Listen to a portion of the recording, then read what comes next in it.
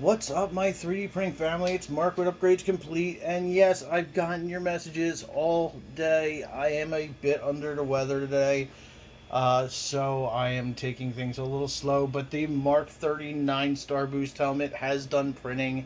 It's gorgeous, it looks great, but I know you want to see that. The full arm assemblies are done. Biceps,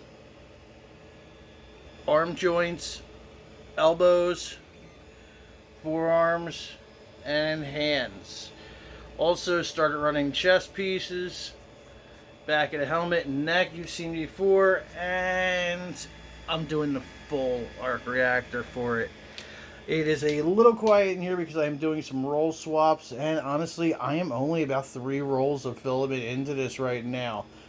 I'm really happy with progress. Stay tuned for more.